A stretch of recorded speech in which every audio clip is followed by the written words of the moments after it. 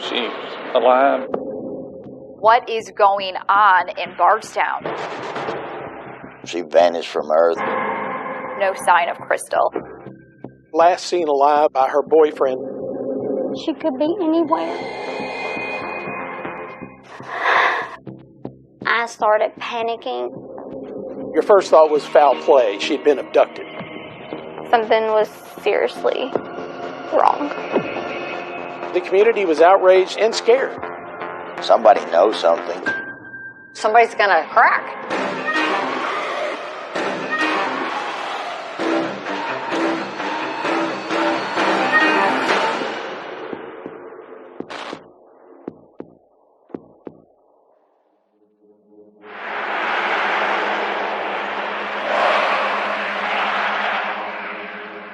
For generations, Bardstown, Kentucky has been known for its bourbon. Rural Nelson County is home to distilleries, rolling hills, and sprawling farms. When you think of Bardstown, you also think of the Bourbon Trail. Nelson County, Bardstown area is the bourbon capital of the world. We're about 30 minutes south of Louisville, Kentucky. Bardstown is a very cute little town. It makes you feel like you've gone back in time just a little bit. It's a small town where everybody waves at you. But in 2015, this community fell under a dark cloud of mystery, finger-pointing, and suspicion. There is a pallor that hangs over Bardstown. There is a palpable sense that something is amiss. The days of leaving your keys in your vehicle and going back out there in the next morning and having your vehicle there, those days are over. I think everyone felt just ill at ease and a little more unsafe in our houses. I have been working here for over 6 years now, and one of the biggest stories that I have covered is the disappearance of Crystal Rogers. In the summer of 2015, Crystal Rogers was a loving mom of 5 children, ranging in age from 2.5 to 16, and she was waiting tables at a local restaurant chain, a stone's throw from the Bluegrass Parkway. Crystal was an excellent mother. She never met a stranger. Crystal didn't. She worked at our local Crackle Barrel here in town, and everyone loved her in there. Crystal was older than me. My go-to person, my best friend, we did everything together. She was a very kind-hearted person. Crystal would do anything for anybody. She was very good about that. She was quiet in a way, personality-wise, but she also would have stood up for herself. She didn't let anybody really run over her. She was in a relationship, too, with Brooks Houck, a Nelson County native, the father of her youngest son. Just a year prior, he'd had ambitions to become sheriff. He was a former candidate for Nelson County Sheriff, and he had a lot of management experience and was, touting himself as somebody with a lot of experience dealing with large sums of money and a qualified candidate for office. Brooks Houck owns a bunch of properties. He rents them out. He's a landlord, and he is a contractor.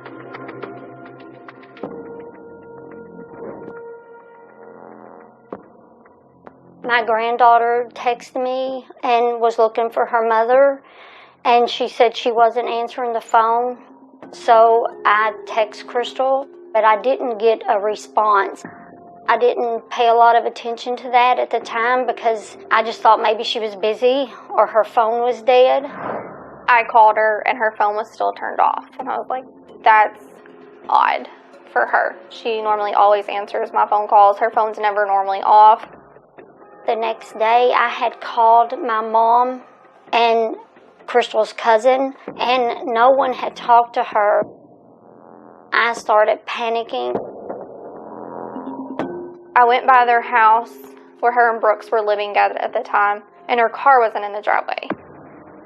I told my husband I was very concerned, and, I was getting upset. And I told him, I said, she never does not return my phone call. She would have called us by now. He said, well, go look for her, and you go file a report at the sheriff's department. On that Sunday, July 5th afternoon, I was working in my home office, listening to the police scanner, and I overheard a dispatcher send a deputy to the sheriff's office to do a missing persons report. We all kind of sat in the parking lot and was like, what's our next step? And then we got the phone call that somebody had seen her car on the BG. Her vehicle was located on the Bluegrass Parkway. It was sitting just off the shoulder of the interstate. The strange thing about finding her car on the side of the Bluegrass Parkway is that her cell phone, purse, and keys, they were all still in the car. It had a flat tire and it was pulled off to the side of the road. I know my daughter would not have left that vehicle. So when the local investigators located the car on the interstate, there didn't appear to be anything out of the ordinary other than all of her personal effects were in the car at the time it was found on the interstate. It would be logical that if a person is going to leave to start a new life, that they're going to take their personal belongings. Normally, a missing person report, you put the person into the database. We intend to locate those individuals via cell phone, credit card use. On Crystal's case, we didn't have any of that. Does it mean that she walked away from the car to go and hitchhike? She vanished from Earth. That's almost impossible for a person to continue to live, whether in another country or here in the U.S., under no movement whatsoever. That's the troubling part. You get on this road and they give us permission, we can take your little... I was going down the Bluegrass Parkway and I seen one of the bloodhounds that someone had brought in, and I seen all the searchers, and he said, I've got to help this family. Everybody wanted to help. The whole community is really rallying behind this family. People that didn't even know Crystal Rogers were trying to help find her and search for her. I mean, these efforts were massive for such a small community. Crystal was last seen alive on Friday, July 3rd, by her boyfriend, Brooks Houck. He's the last person to have seen her.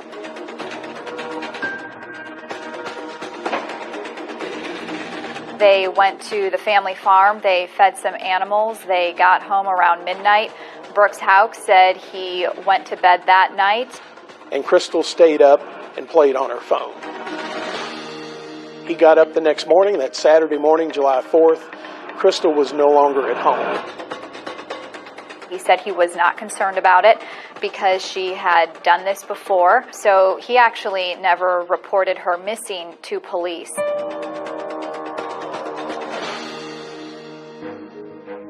Sherry Ballard actually ran into Brooks, who was with the son he shared with Crystal, on her way to the sheriff's office to file the missing persons report. I knew that instant, if she did not have that baby with her, there was definitely something wrong.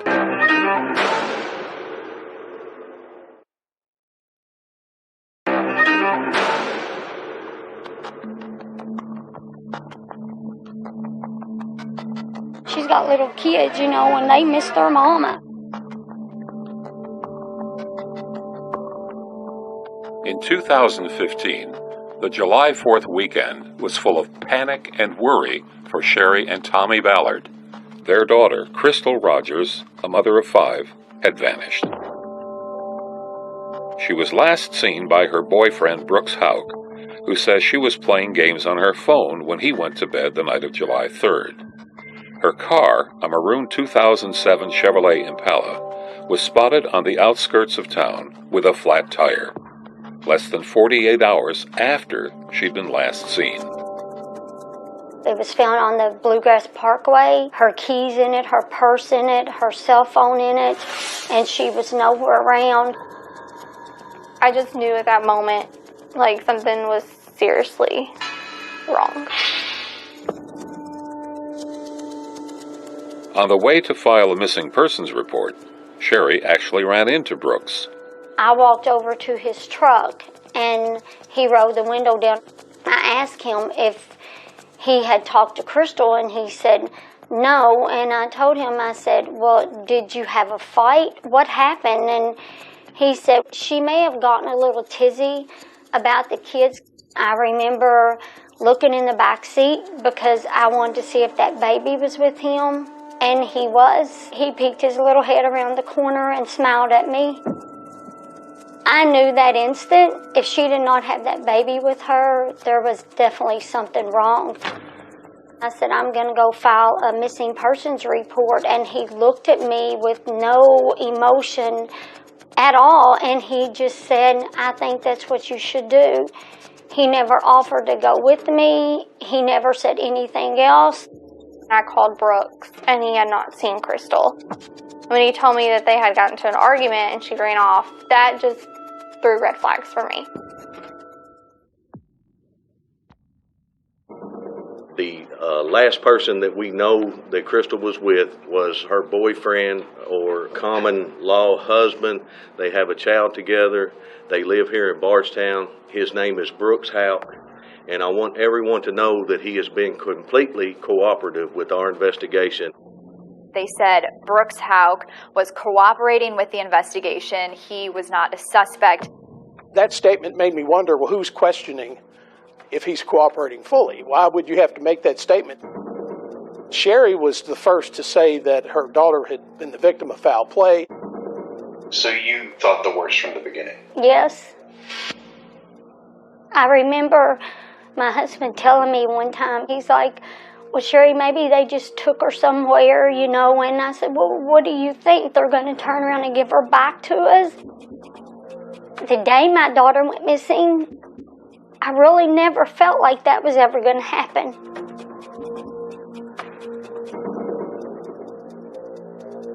My husband's search for our daughter was remarkable. From day one, he promised these kids he would bring their mother home. I never saw him rest for a minute. We just kept going. Non-stop rain, it didn't matter. They had volunteers from outside the state bringing search dogs and teams on horseback and ATV.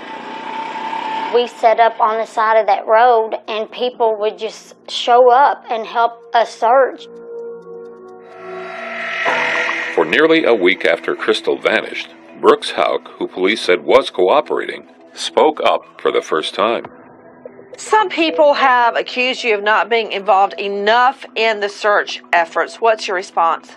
That is a great question. All of my effort has been done behind the scenes. Where have you been searching at? Because you haven't reached out to her family or friends that she would normally talk to. You've been at home. He wasn't doing anything. You would think you would have some kind of emotion towards the person missing. He had zero emotion. We just don't know how people handle stress. Do we want to tell people, here's how you're supposed to act? It's like the Salem witch trials for defendants nowadays. What happened the night Crystal goes missing? Earlier that day, she showed rental property. So Friday evening, she shows the property. She gets home after 5 o'clock. And what children, if any, did she have with her at that time? 2 children. The other 2 children had already been dropped off at their dad's house. What did you guys do for supper that night? We ate here at the house. That night, you get back, and what was she doing when you went to bed? She was playing games on her phone. Where was the baby? The baby was still up. Who had the baby while she was playing games? He was just running loose in the house. What time did you go to bed, and was she still up playing games on her phone? She was still up playing games on her phone. It was really close to midnight. So you slept through the whole night and did not realize that she was gone? That's true. Did you report her missing? No, ma'am. Why? I was not in the least little bit alarmed in any way, shape, or form. We have had a stressed relationship at times, and one of the ways that Crystal has always chose to cope or to deal with that is by going to her cousin. She spent the night there on several occasions. We were relentless at the sheriff's department. I remember them telling me it might take a year to bring my daughter home. That is not acceptable to me. I thought they were crazy. I was like, if you think I'm going to wait a year to bring my daughter home, that's not ever going to happen.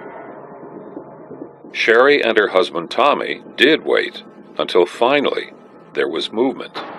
One video was with Brooks Houck. The other two videos were of Nick Houck, Brooks Houck's brother. I don't give a damn what your computer said.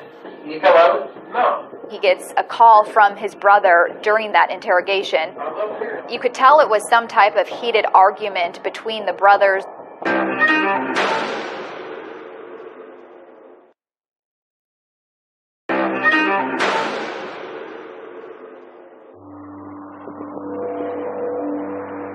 In July of 2015, rumors and speculation of where Crystal Rogers, mom of 5, may have gone were flying around Bardstown, Kentucky.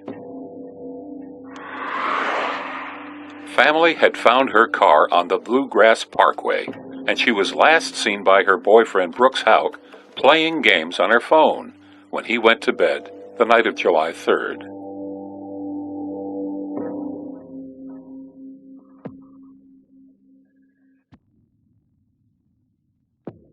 I would label Brooks Houck a suspect.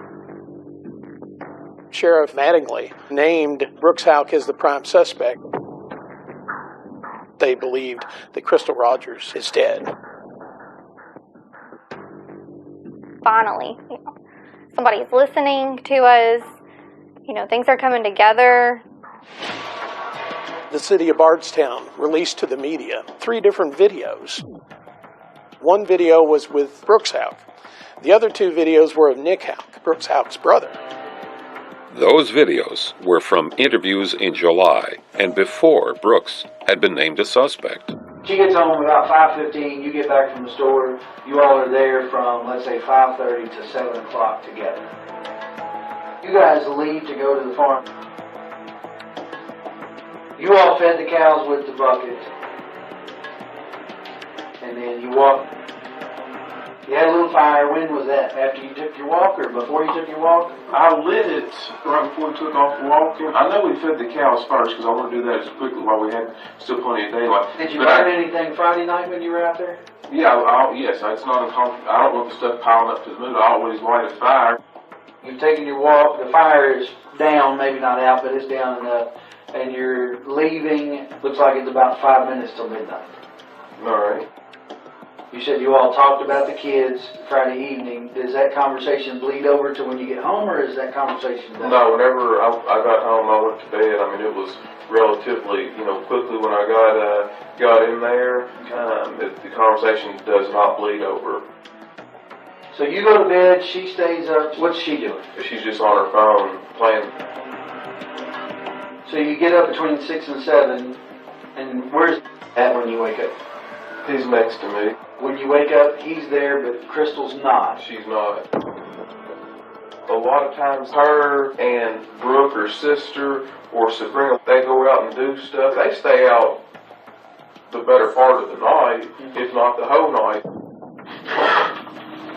Brooks, a lot of the times, seemed very upset, emotional about it. What else do you want to know? Take me, it's all right. No, it's...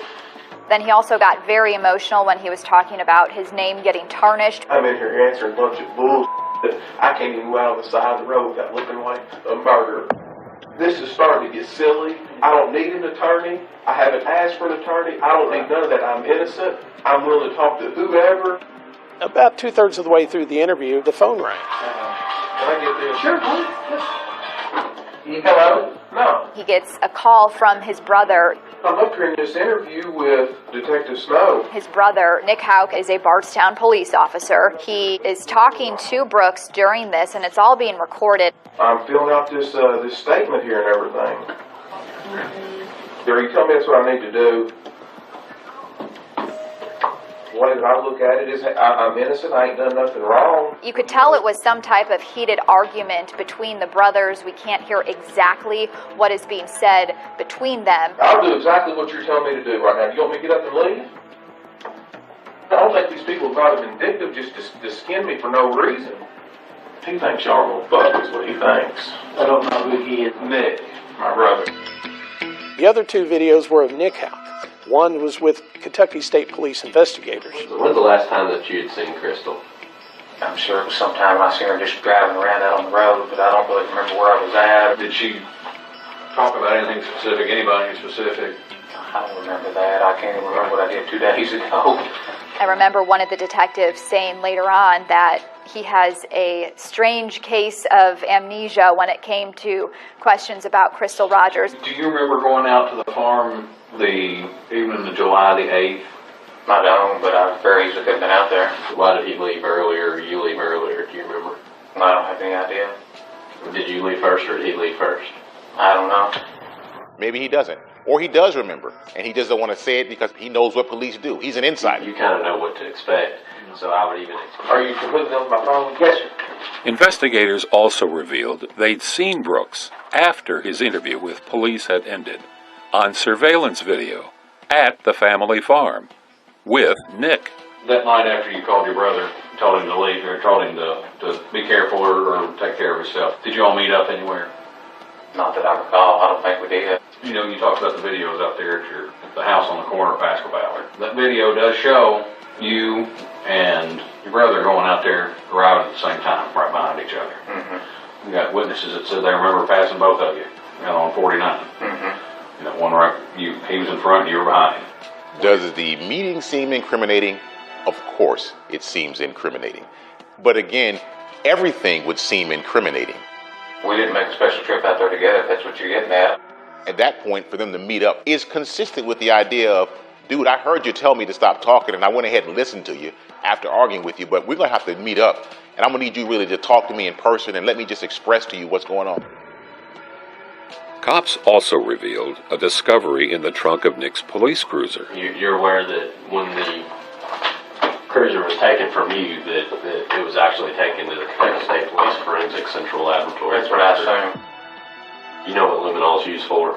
To find blood? Okay. Or other bodily fluids. Uh-huh. We all excrete bodily fluids, sweat, vomit, anything, saliva. All that is what would fluoresce. Why would your trunk look like a Smurf if they sprayed it? Why would it fluoresce? It looked like Chernobyl. A couple spots in your trunk and that blanket, just lit up like Chernobyl. You say it's a coincidence. You'll be leaving together. The next day, your cruiser is found with this, the stuff in the trunk, and it's taken to the lab. It's got bodily fluid in it. I wish I knew what to tell you guys. You guys just got to test that and let me know when you find out. There's no reason anything should be in the trunk of that car. Did your brother ever call you and say that he'd done something to Crystal? No, he did not. His car lit up like a Christmas tree or lit up like Chernobyl. Okay, fine. It's a police car. He's probably had occasion to have blood or bloody things in his trunk. Unless they got some DNA analysis that says we found one strand of DNA or something that suggests this is your sister-in-law's blood, that would be a problem, but they don't have that. Whose fluids those were hasn't been revealed. We think that your brother is a good guy, and we think that he's probably a pretty good father. He's probably a pretty good boyfriend to Crystal. But we all have times where something just happens. He probably found out that some other police officer or some other person in the town was Crystal. And when and your brother found out about it and confronted Crystal about it, and when he did, he probably tried to maybe do something to her as far as making her understand that wasn't going to fly with him. That didn't happen. And then after that point, maybe it went just a little bit too far. And when he couldn't turn back time, who's he going to reach out to? But the one person that he trusts and knows that would help him out, and that would be you. I can see you looking at things that way, but there's no way that happened. 10 minutes later, Nick Houck agreed to take a polygraph. I don't mind to take the polygraph. I really don't. So you take a polygraph and say the exact same thing if they ask you on the polygraph. If they said, Nick, did you have any involvement with the disappearance? I'd say no, it's because I didn't. Nick did take the polygraph, and the results raised eyebrows. Nick, I've had a chance to review your charts on both tests. That first test, you did not pass the test. So it's pretty clear to me that you haven't told me the complete truth today. The fact that he took a polygraph was significant to me. I don't know why he would have taken one. I've been 100% truthful. Why are you yelling at me? Well, because you're telling me I'm lying and I know I'm not. I know the truth. I don't give a damn what your computer said. Okay? I think you do. That's how I read. No, I didn't know Crystal. Then why are you getting so angry? Because you're calling me a liar. It's the examiner's interpretation of it and not the polygraph itself. There's no light that goes off and says lying. It's just them saying, it looks like you're lying to me. What's the results on your test? And that's when Brooks' brother, Nick, gets relieved of his duties from the Bardstown Police Department. Mr. Houck's termination is not based on anything that is directly related to that disappearance. We assume for our purposes that Officer Houck and anybody else in his family, that they were not guilty, if you will, or involved in any way, shape, or form. Were you surprised he called his brother and interfered with the investigation? Yes. Someone could have called him. He could call his brother. But in that case, he doesn't call his brother while he's a police officer. That's unacceptable.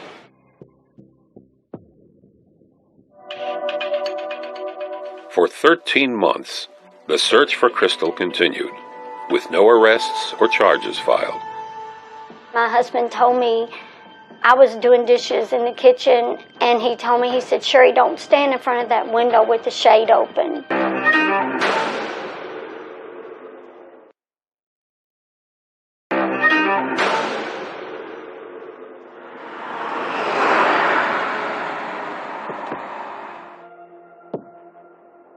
When you go home at night and she's not there, and you just think, where is she? In November of 2016, Tommy and Sherry Ballard had gone nearly 16 months without any trace of their firstborn daughter, Crystal. Crystal's boyfriend, Brooks Houck, had been named a suspect by the Nelson County Sheriff's Office. Tommy Ballard was the champion of trying to find his daughter. He really led the way. I never saw him rest for a minute. Even at night, if he was watching TV, he was watching those crime shows. He said, "Sherry, I might learn something. You know, it could be important." Tommy had so much determination and promised his daughter, "I will bring you home. I will find you. I will not give up." The family had been given a warning to be careful. Police thought they were being watched. Law enforcement told us this is a very dangerous situation. You know, we needed to be careful. My husband told me I was doing dishes in the kitchen, and he told me, he said, "Sherry, don't stand in front of that window with the shade open." He carried a weapon with him. I told him, I said, "That's not always going to help you. You know, if someone's behind you, you may not even know it or realize it."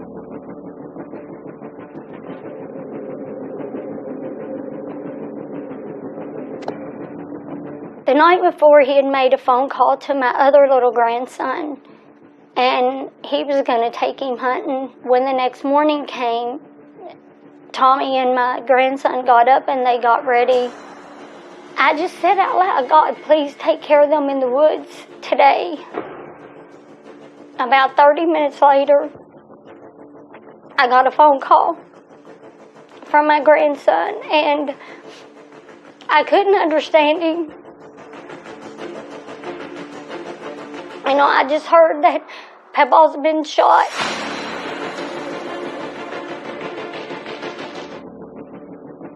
I was panicking, and I was trying to understand everything he was telling me. I went immediately there. As I'm pulling in the ambulance, and a police officer was in front of me. And they didn't go down the hill to where my husband was. I remember thinking, why are they sitting there? Why aren't they coming down the hill? I could see my husband laying there. I could see a police officer sitting down beside him. And I jumped out of my car and I ran over there to him. My son was there. Both of my grandsons were there. And I just shook him and told him to get up, and it didn't dawn on me that I didn't get there in time. That I didn't. I was actually at work. One of my nurse managers came and got me. I was like, maybe they found her. She's like, just come with me and, he can tell you everything. It has nothing to do with Crystal. When I rounded the corner, it was actually my fiance and best friend standing there. And I knew at that moment something was wrong. He told me that Dad had been shot.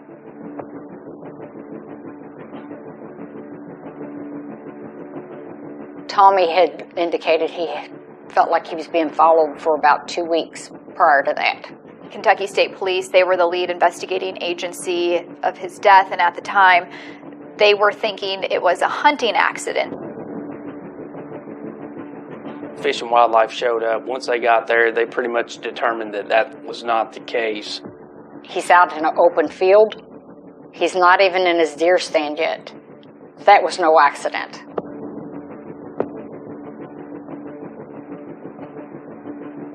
Where the scene was right adjacent to the parkway. Parkway probably did play some part of it. KSP had an area roped off on the parkway side of their fence, searching the ground closely for any possible clues. It was a chest wound. As to trajectory or where the shot came from, I just can't talk about that. The shocking death of Tommy Ballard was yet another crushing blow to a family far too familiar with tragedy. Tommy Ballard, growing up, he had a sister named Sherry. She was Sherry Ballard as well. Sherry Ballard Barnes disappeared in 1979. Her body was found in 1982. Her husband, Eddie Barnes, was convicted of her murder in 1984. But in this case, the family suspected instantly a link between Tommy's death and Crystal. I made a connection immediately. I knew right then who done it and why it was done. I think they targeted Dad because they knew that he was going to find out the truth. I think he was onto something and he was really close. We are investigating it as a murder, but as for specifics of what we have in evidence, I just really can't go into that. They've also not named anyone a suspect in Tommy's murder. We were all so devastated and so lost that, we did do the search, but it was nothing like when my husband was there.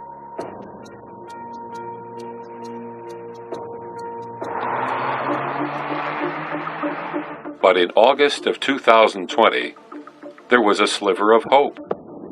My son made a phone call to me and he said, "Mom, don't get upset."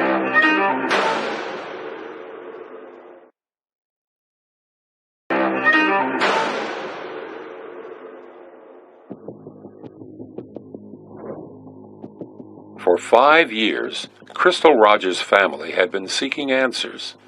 Her boyfriend had been named a suspect, but there was no arrest. And in November of 2016, the murder of Crystal's father, Tommy, added another layer of family grief.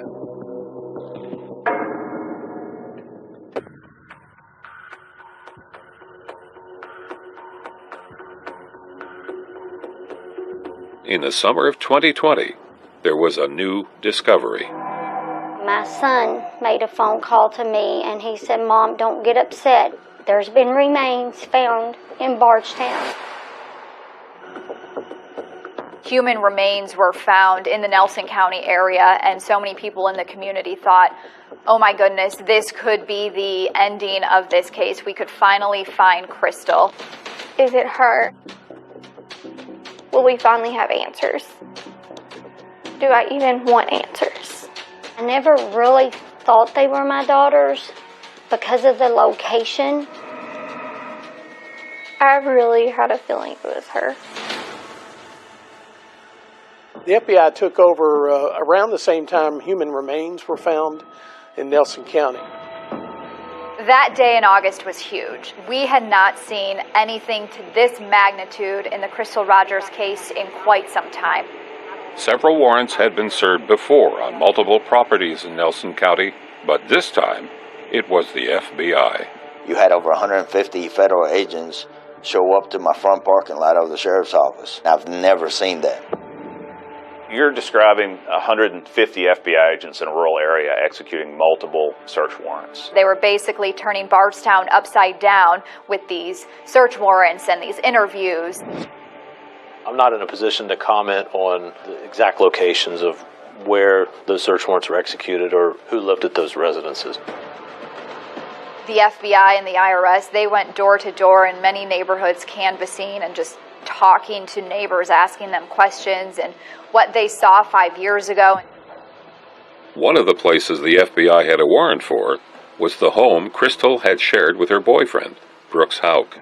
That was really the first time we had seen them on the doorstep of Brooks Houck's home. So everyone was wondering, what is the IRS doing here? The Department of Justice and the FBI has a significant body of evidence that has been derived from multiple search warrants. The FBI, they are the lead investigating agency. They are working with the IRS, and the only thing that they can really say about that part of the investigation is that they are looking into criminal tax issues. We saw Brooks Houck out on his front lawn that day, seemingly not having a care in the world, but also they were searching Nick Houck's home as well, and also the Houck family farm, which that is an enormous undertaking in itself. That is a 200 to 300 acre family farm. I mean, this is a big deal. We've been involved in the case before it became public knowledge. We want to give the public confidence that the FBI is involved in this case, that the FBI is looking very closely at this, and it's a priority investigation for us.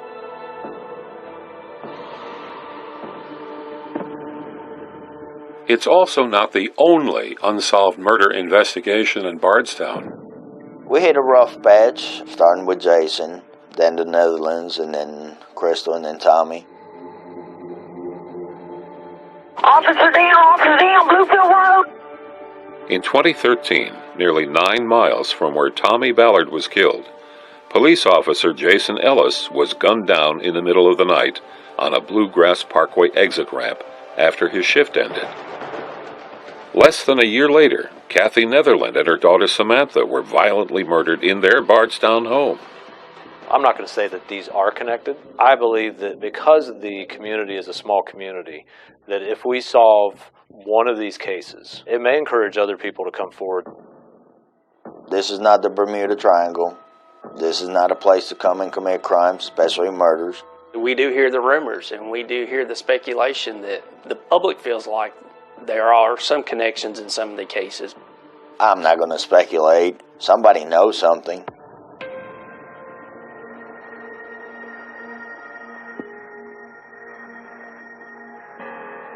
It took quite some time for the FBI to come forward and say that those remains were in fact not Crystal.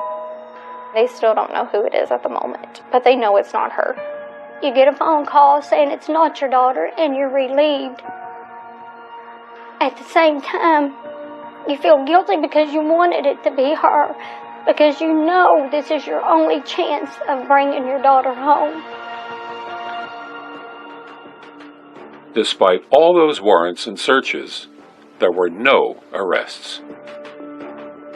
We're nearing the end of the investigation.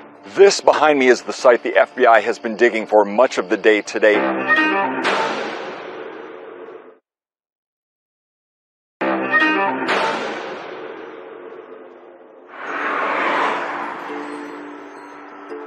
When Crystal Rogers disappeared in 2015, no one thought years would pass with no sign of her.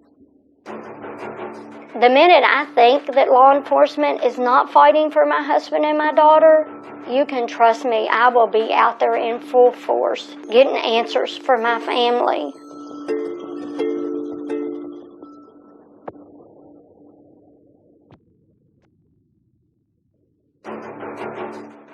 This behind me is the site the FBI has been digging for much of the day today and yesterday. As you can see, it is much of an entire driveway. In the blistering heat of a Kentucky summer, the FBI swarmed the quiet subdivision of Woodlawn Springs, searching property once owned by Brooks Houck. For a week, they dug, until they found something. During the course of our search thus far, multiple items of interest have been uncovered. Initial analysis shows they are potentially relevant to the investigation into the disappearance of Crystal Rogers. The items have been sent to the FBI laboratory in Quantico, Virginia for further forensic analysis. What that analysis shows remains unclear, and still, no arrests. I know they're waiting for the same moment that I am. Everything's going through my mind, like, what am I going to do if it is her? What am I going to do if it isn't her? I don't know how I survived this. God has given me the strength. She is taking care of Crystal's children and raising them not only as a grandma, but as a mother now. I have to be strong for them. I have to be their voice. I can't let them down. My daughter and husband are never going away. As long as I'm still walking on this earth, my daughter and husband will have a voice.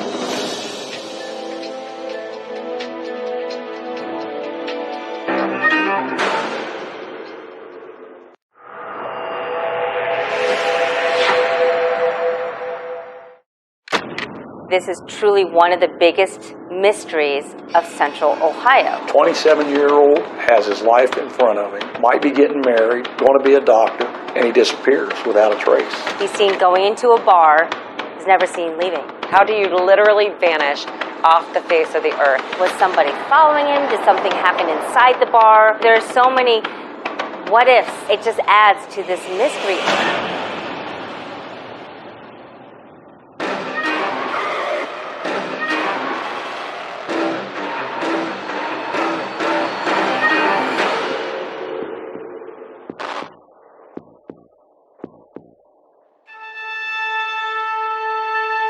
Columbus, Ohio.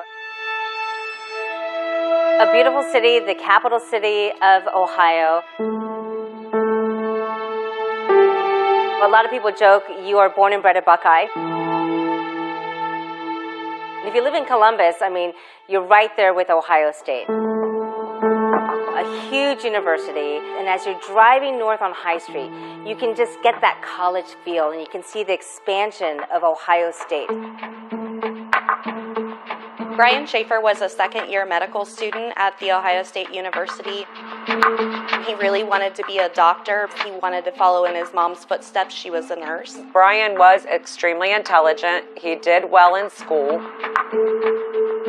Really believed in things that he believed in. He wasn't always that clean-cut medical student. He had long hair for a while. That was one of the reasons that his tennis career ended, because they wanted him to cut his hair and he didn't want to do it. Had a girlfriend, had his own place, had his own apartment. He was actually in the top 10% of his class. I mean, he had the world waiting on him. Alexis Wagner was Brian's girlfriend at the time. They had been together for approximately 10 months. We were in medical school, in our first year of medical school, actually, in class. And I thought he was cute, and one of my friends told him at a concert, and then he called and asked me if I wanted to go and have dinner and study. That's how it started. Alexis and Brian were at that good part in a relationship. It's new, it's fresh, it's exciting. They were actually planning on going on a trip to Miami for spring break.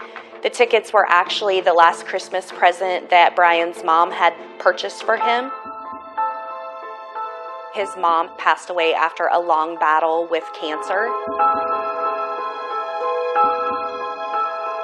Brian and Clint had made plans to go out and celebrate spring break and have a few drinks. They were close friends. They started out around 9 o'clock when they went to the Ugly Tuna Saloon, which is in the Gateway complex near campus. Sat down, opened the tab, and had 3, 4, 5 shots of liquor. The Ugly Tuna Saloon is a very loud and energetic second-story bar. They were famous for these huge fishbowl, like $5 drinks that would pretty much last most people all night.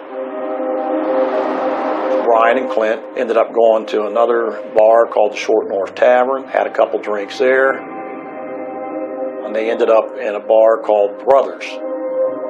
Typical college guys just out having a good time, not bothering anybody. Alexis had actually went home to her parents' house before her and Brian left for their trip Monday for spring break. Brian took the time to call her around 10 p.m. and just tell her he was out with the guys and having fun and he couldn't wait to see her on vacation.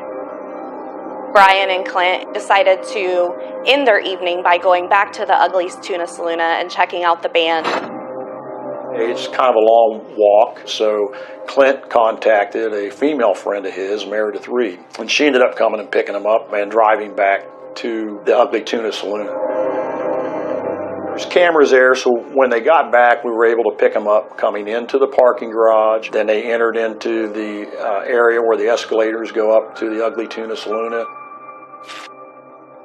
They look happy. They look like nothing is wrong at all. He's even kind of leaning back on the escalator, kind of relaxed even. And they're all just chatting, having a good time. They entered into the Ugly Tuna, which there's no cameras inside the Ugly Tuna. And they sat down, it's loud, there's a band playing, started drinking again. Towards the end of the night, Brian got up, he walked out. It's a little lobby-like area at the top of the escalator. When he went out there, he talked to 2 girls, and then you see him walking off camera. Appears he's gone back into the Ugly Tuna Saloon, and that's the last time we see him on camera.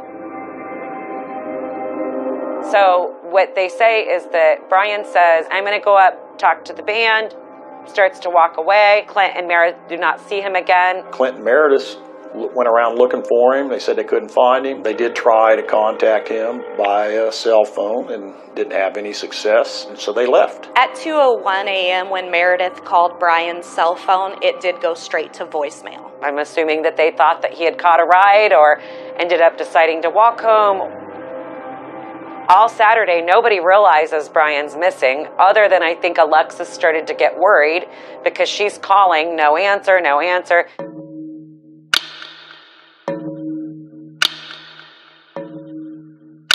She left Toledo on Sunday. She went straight to Brian's apartment because she had not heard from him. She found everything very neat and tidy the way Brian had always left it, bed made. It was very suspicious. His car was still outside his apartment. His clothes were still there. It's as if nothing happened. His glasses were still there, and she knew that bed had not been slept in. So she knew pretty quickly that there was something wrong, like something was definitely out of the ordinary. There was no activity on Brian's credit cards or bank cards after he went missing. I was very brokenhearted and just very scared and didn't really know what to think. She called the family and alerted and said something's not right. He hasn't slept in his bed. I'm sure that they felt that urgency. I mean, they went out that night and started searching dumpsters, and they had just learned that he was missing. They knew that he would show up to the airport Monday morning for his flight to Miami with Alexis. So once he didn't show up, that's when the investigation went into full swing and he was reported missing.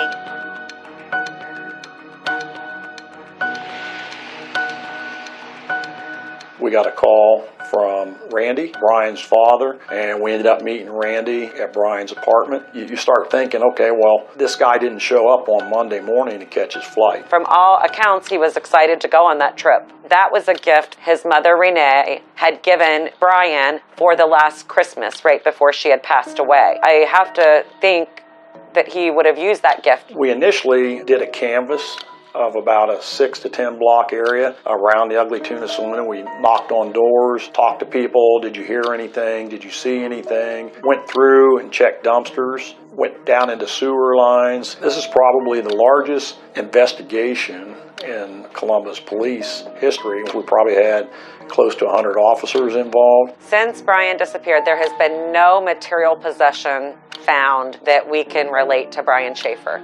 That includes a wallet, his clothing, his shoes. Nothing has been found that they can connect back and say, this was Brian Schaefer's. I just been thinking of every facet that I can think of to try and find my son. Brian's father, Randy Schaefer, was relentless, like any other parent would be. He gathered friends and family. They would post flyers on every single telephone pole up and down High Street. And that's when we started going over to the Ugly Tuna Saloon, the place where we believe he was last seen. The campus gateway area takes up a couple blocks, multiple different shops in there, some restaurants. It's a pretty good sized complex. They have a movie theater. Detective Edwards went up to the control room where they keep their files and their security cameras.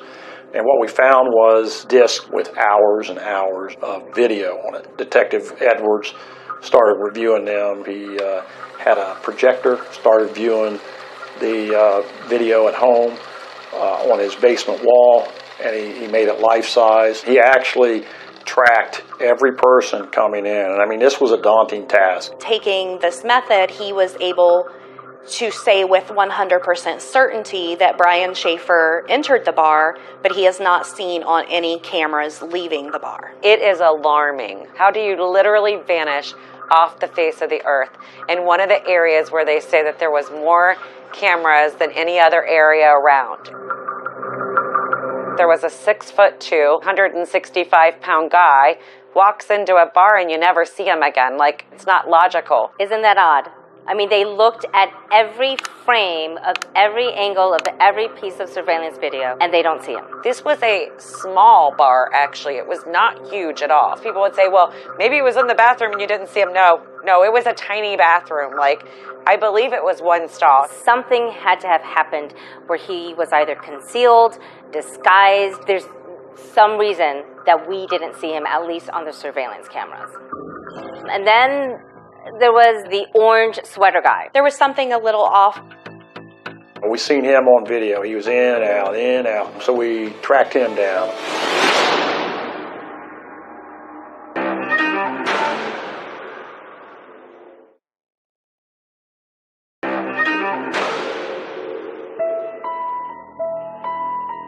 You have a perfectly scripted Hollywood-type story. Ohio medical student, a future in front of him, and then suddenly he disappears after a night out on the town. So he went out that night and walked from his apartment with Clint over to a bar called the Ugly Tuna. And from 1:30 to 2, he was there, and there's surveillance cameras all over that place, inside and out. And exactly 1:57 in the morning, that's the last time anybody saw anything. It just looked like a guy with a couple friends out having a good time to me, and that's what scares me more than anything, I think. There is a lot of speculation around the orange sweater guy. Columbus Police Department were able to pick him out of the surveillance and thought that there was something a little off. They timed it down to seeing this guy in an orange sweater going up and down the escalator, I think 5 or 6 different times. The final time he's seen leaving was just behind when Brian's friends were also seen leaving. So we tracked him down and we talked to him. Comes to find out he was a taxi driver and he was just hanging out so he could pick up a couple fares.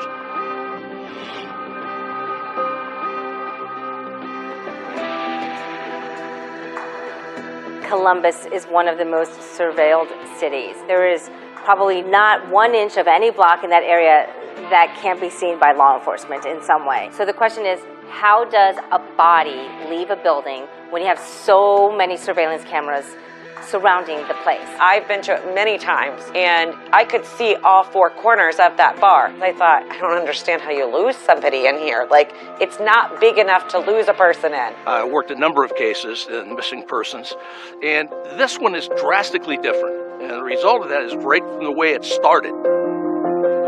Both he, Clint, and Meredith were coming up the escalators. You see he was communicating, seemed happy, more or less leaning against the side here. The camera is the one that captured him standing in this area. I took the opportunity to spend some time in and around the Ugly Tuna Saloon. I'm trying to think, how did he do this? I try to walk down steps. I try to go to different locations.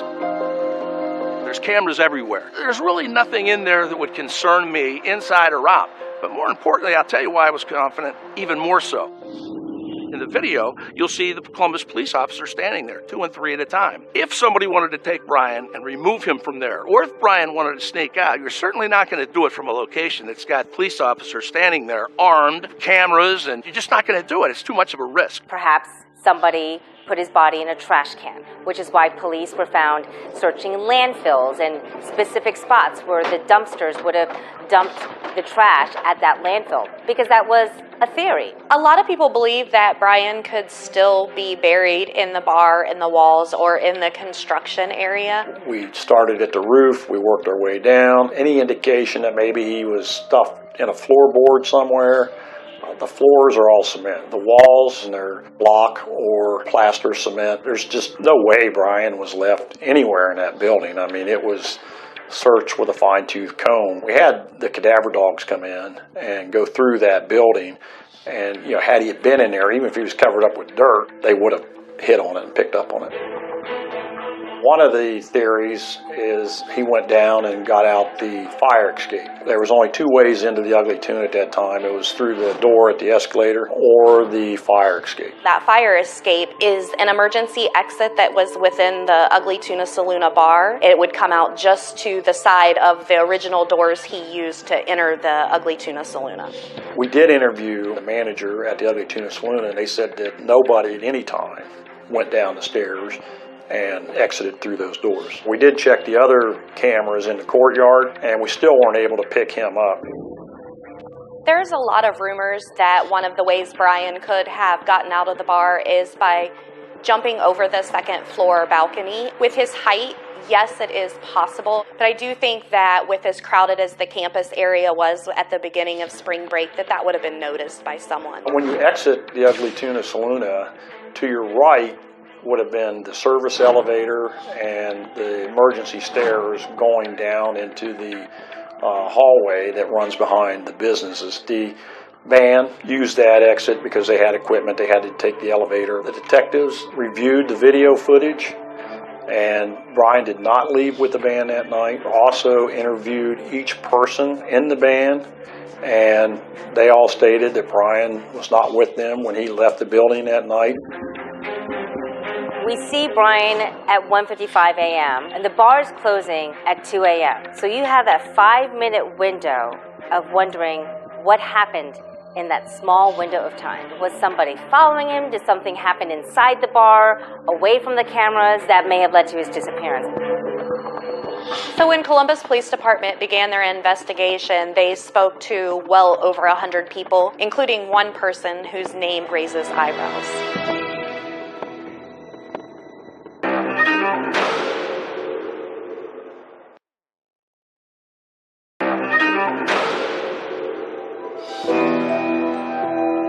So you have an Ohio medical student, goes out for a night, he's seen going into a bar, is never seen leaving. He talks to 2 young ladies, suddenly he's not there, he's gone.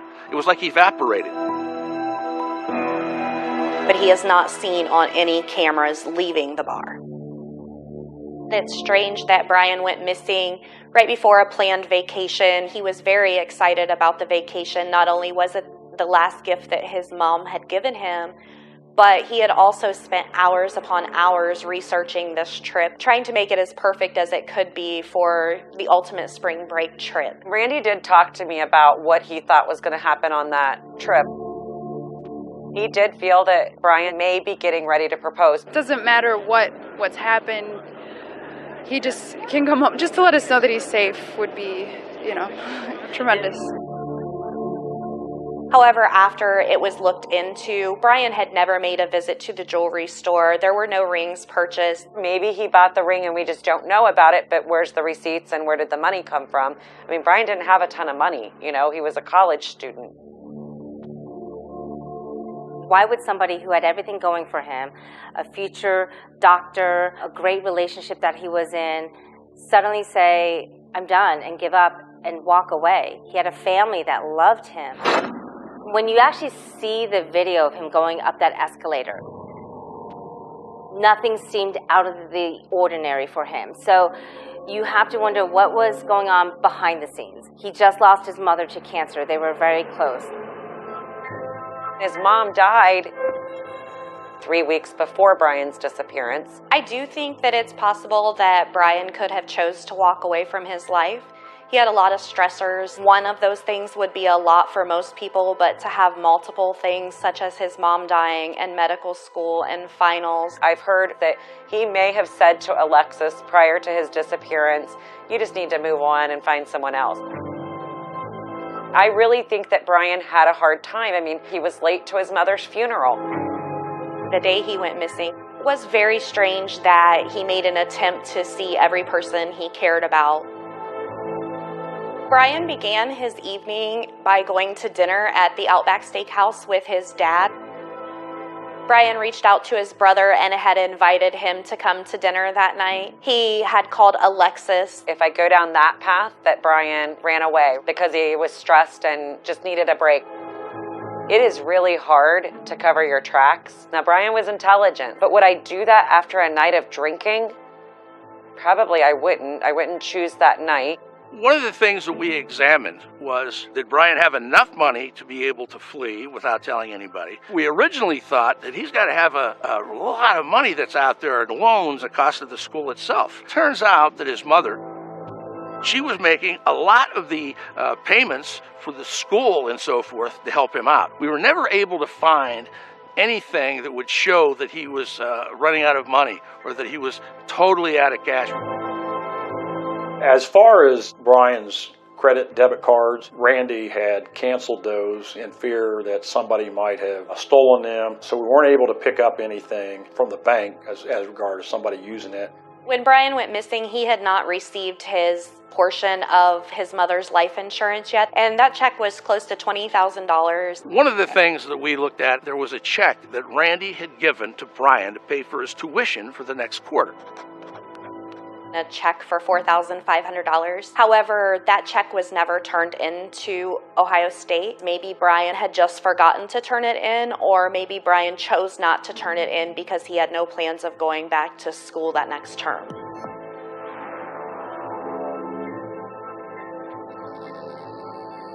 Now, do I feel that something had to have happened to make him leave on his own? Yeah, something. I mean, people don't get up and normally just walk away from their lives. Emotional issues that are held in, at some point they're going to come out. Is that the night they come out? Did something in that bar set him to think about his mom again when he was trying to kind of push it away and have a good time? And did he then remember that, start thinking about it, and something clicked? Because of all the studying and everything else that was on his mind, now his mother's passed away. Another question that has come up is, did Brian commit suicide? I did not get the impression at all that Randy felt that he was suicidal. And the thing I always come back to is, it's pretty hard to hide your body after you killed yourself. There have been a lot of people talked to about the disappearance of Brian Schaefer. You know, a lot of people ask about Clint Florence. He and Brian were friends. Around 9:15, 9:30, I drove over to Brian's apartment after he had dinner with his father. And Brian was having a beer and then came up to High Street to Ugly Tuna. At the end of the evening, Clint reported that Brian came back into the bar and after a couple seconds said that he was going to go talk to the band.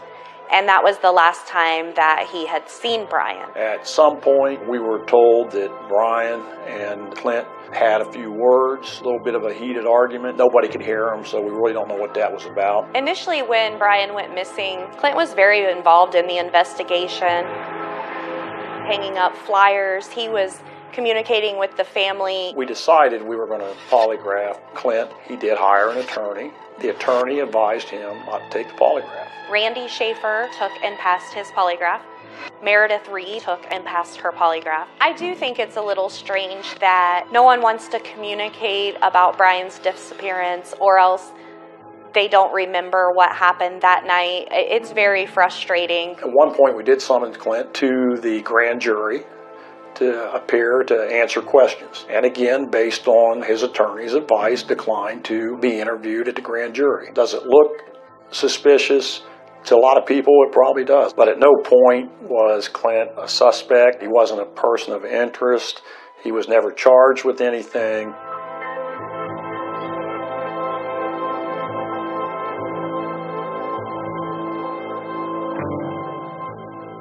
Don Corbett had some email communication with Clint's attorney. He sent me an email that clearly stated his client doesn't want to be contacted, but more importantly, he said, it's my understanding from what I'm told by the investigators that it's Brian that's causing his family all this pain. Brian was out there. The key word was alive, and told me that if you want to resolve this, you need to convince Brian to let people know and let his family know. To my knowledge, no one has ever spoken to his attorney. We know that Brian was standing at the top of the escalator at 1:55 a.m. and he was talking to the two girls on the surveillance video. Brian even gave one of them his phone number. I think he even took the phone, put his phone number in it, gave her the phone back. Well, that struck me as kind of odd. Brian's got a girlfriend. He's leaving to go to Miami. We were able to locate and identify who those two females were. They were both interviewed at length. They were really just kind of in the wrong place at the wrong time. They had never met Brian before that evening. We see Brian at 1:55 a.m., and that's the last time we see Brian Schaefer on a surveillance video. Clint and Meredith are seen at 2 a.m. on the escalator leaving the Ugly Tuna Saloon. At 2:01 a.m. when Meredith called Brian's cell phone, it did go straight to voicemail.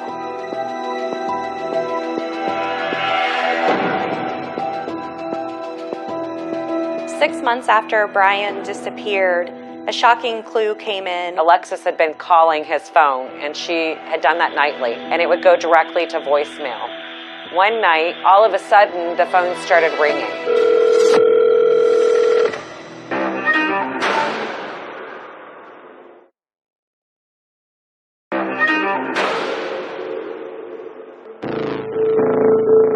This is probably one of the biggest mysteries for Central Ohio. What happened to Brian Schaefer? He had a girlfriend, he was in med school, he had a future laid out in front of him, and then he suddenly disappears. So you have to wonder why. Was it foul play, or was it just too much?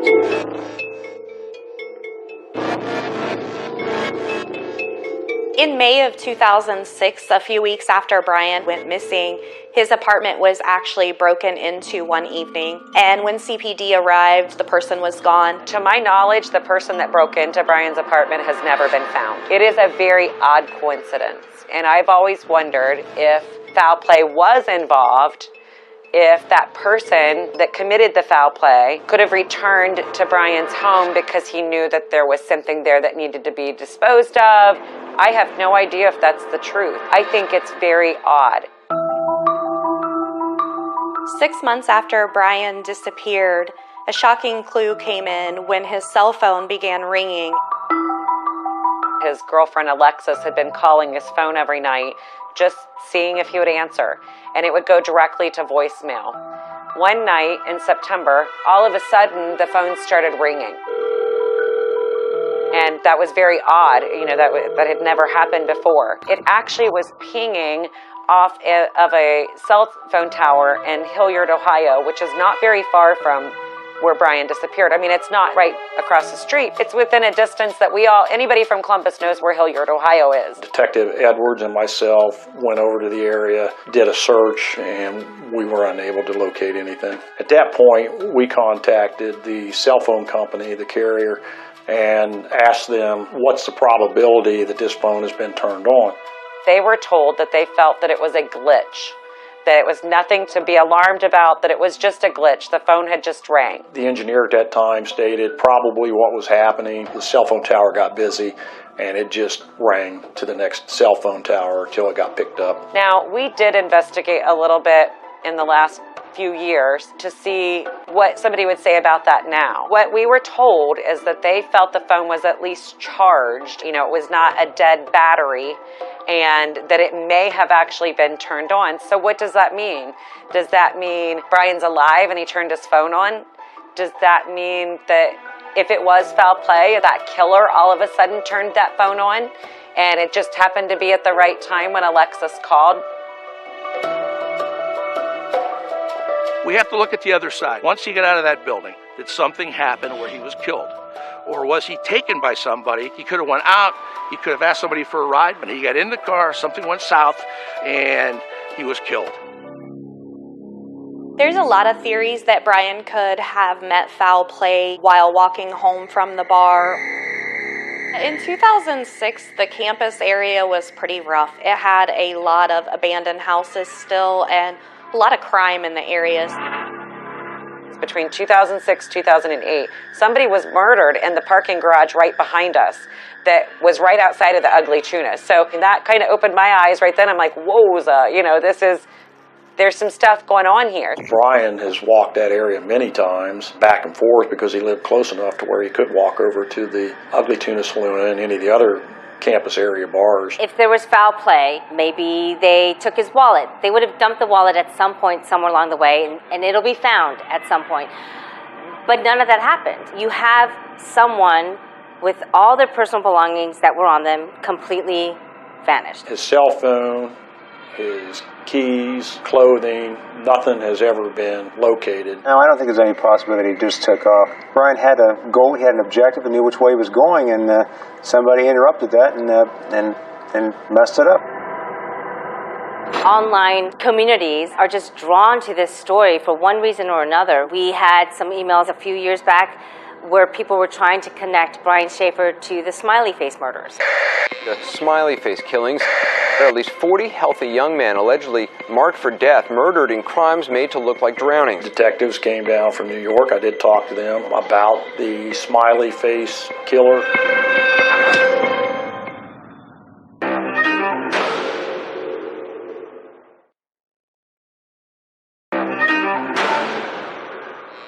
There's some of the more than 40 college-age men who mysteriously drowned, the tragedy spanning 25 cities and 11 states. Two former NYPD police officers there say that they are all murder victims linked to what they call the Smiley Face killings. I believe that these young men are being abducted by individuals in the bars before they are entered into the water. There are a lot of young, good-looking men, most of them college students, most of them are the same age range, that are found dead. They are very odd circumstances. They were at a bar, like Brian. They left the bar. They got separated somehow from those individuals they were with, and they end up in a body of water, dead. Several people tried to connect Brian's disappearance to the Smiley Face killer, but one of the things that has always happened with the other cases is there's a body found. And they're always found in the water, and there's usually a smiley face graffiti close by the body. However, Brian wasn't found in the water, and there were no smiley faces around the locations that they were searching. There's a lot of speculations about the Olentangy River, but the probability that he drowned probably did not occur. There wouldn't have been enough current to take it anywhere. The Olentangy wasn't even on his way home. He would have had to gone out of his way to get to the Olentangy. And there were searches done of the rivers close by. It was very low at that time, so I've got to believe that if he was in that river, we would have found him by now. I did talk to two of the detectives came down from New York. I did talk to them about the Smiley Face killer. To this day, still do not believe that that's the situation with Brian.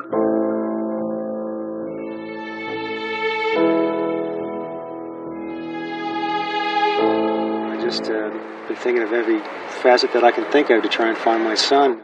There would be many, many nights that Randy would call me crying or close to tears. He was very torn up over this loss. First, over the loss of his wife, Renee, that had passed away 3 weeks before Brian's disappearance. And then he gets hit again with his son disappearing suddenly. Then it was September 14th of 2008. Randy had called me at 6-something that night, and he told me there's a storm coming, it's a bad one. Heck of a day for Galveston, Texas. Place that hasn't been hit by a hurricane in 25 years. The rains are coming hard, and there goes my cap, by golly. It was the winds from Hurricane Ike. And this wasn't just a normal windstorm. This was, 50, 60 mile an hour winds had come through here. I didn't hear from him again that night. Person called and said, Lori, we've got really bad news. Randy was killed last night, and she said, by a tree. After the storms had subsided a little bit, Randy had decided to go out to see the damage, and while he was outside doing that, a strong gust of wind came back in and knocked a tree branch off of his tree, and it fell on top of Randy, killing him. No one could believe it. Here was just a genuine, nice man who's already had so much happen to him, and to not have answers before he died. It is amazing to look at what the Schaefer family has gone through. I mean, think about it. It was a family of 4 that went down to 1. It was a mom, dad, 2 brothers, and now there's Derek, the brother. The reason I'm still involved almost 15 years later is because I made a promise to that father that I was going to help him bring his boy home, and that's why I do what I do right now. Shortly after Randy had died, there was an obituary online for him, and someone posted on that obituary, on the guest book, and said that he was Brian Schaefer. The statement was, I love you, Dad. So I looked down, and it says the U.S. Virgin Islands. Oh my God, could this be true? What does this mean? Is he out there and this was his way because he feels so bad that he couldn't be there? Concerning. We were able to trace where the origins of the message came from, and it ended up being public area here in Columbus. They determined it was actually sent from a public library computer in Franklin County. We again went to look for surveillance video. Unfortunately, there was no record of who was on that computer that day or any video surveillance that would assist us into saying, yeah, that was Brian. Our thoughts at the time with the investigation, it was a cruel hoax. There's so many instances in Brian's case that are just deemed as a hoax that sometimes it makes it a little hard to believe that there's this many coincidences in one missing person's case. Now, could it still have been Brian writing that from Columbus?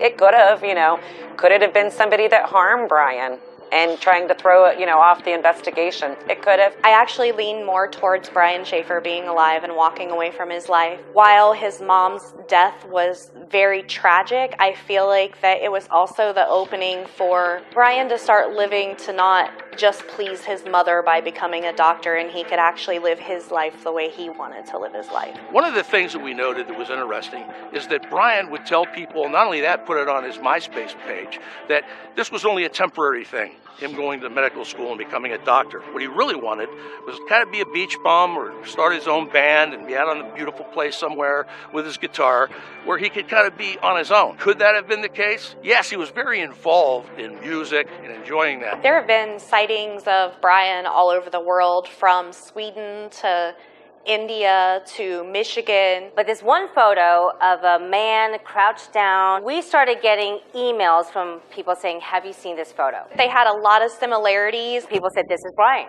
They know it's Brian.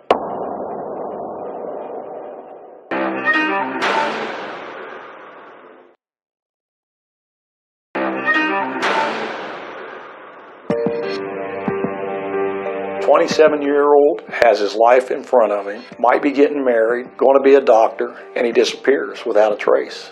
That's why this case has gotten all the attention. It was probably the last few years where people started posting pictures of who they thought was Brian Schaefer. But this one photo of a man crouched down on the corner of a sidewalk, very long legs. People said, this is a picture of Brian in Tijuana, and the FBI gets involved. They had a lot of similarities. The homeless man and Brian's noses were both broken in the same spot. Their ears fell on the same exact spot on the face. I had emailed it to Brian's detective at the time. After further analysis and more in-depth look at the pictures, they were able to determine it's not Brian. That was like someone letting the air out of a massive balloon of all these years of people hoping that they finally had an answer. I've been asked over the years what my opinion of the case is with Brian Schaefer. There is a probability that he could be alive, but there's also just as much or a greater probability that he is no longer alive. The dumpsters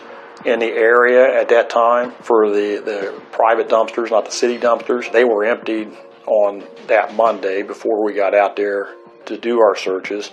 And the contract to where the trash was taken was to a landfill in Tennessee. Had we had gotten information sooner and we could have got out to the dumpsters before they were all emptied and hauled off down to Tennessee, maybe he did fall in there. Other than that, I can't think of anything else that we could have done that may have helped the case. There's a lot of dumpsters in that area, so that one concerns me a lot, because if that happened, we will never find him.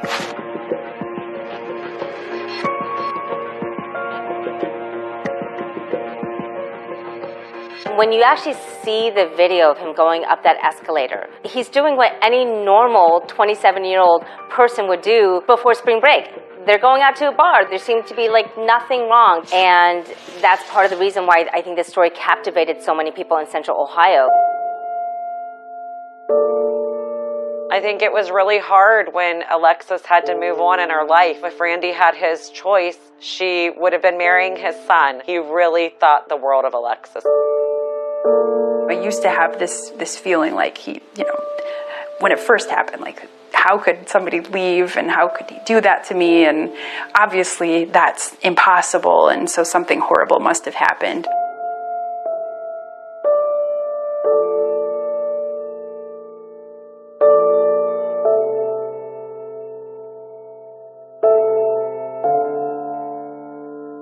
If you've been in law enforcement as long as I have, at some point there's always going to be a case that just sticks with you, and this is that case for me. There's not a day that goes by that I don't think about this case. This story for me is more than just a story.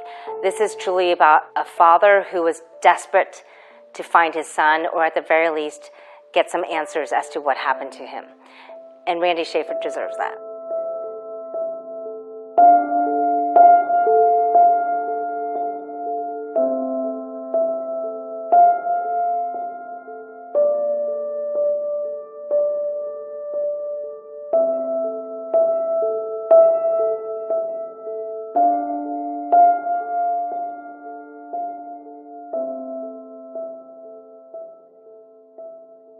I am a firm believer that someone out there knows what happened to Brian Schaefer. I'm asking that if you were involved in the Brian Schaefer case and that you may have caused his disappearance, please find it in your heart to step forward and bring some resolution for the Schaefer family. They deserve that. Please contact the Central Ohio Crime Stoppers tip line at 877-645-TIPS.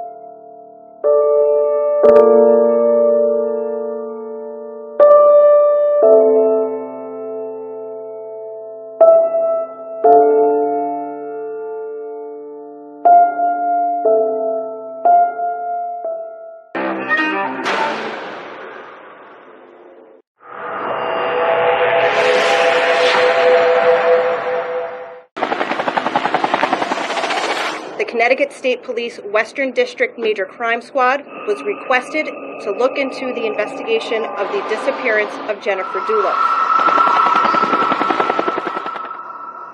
She was the most incredible mom.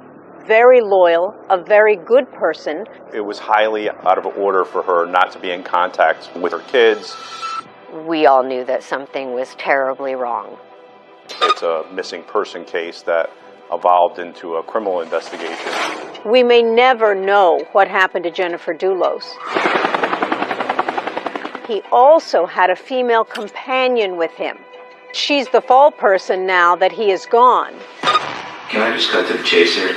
Do you know where she is, and can you please tell us? We need to find Jennifer.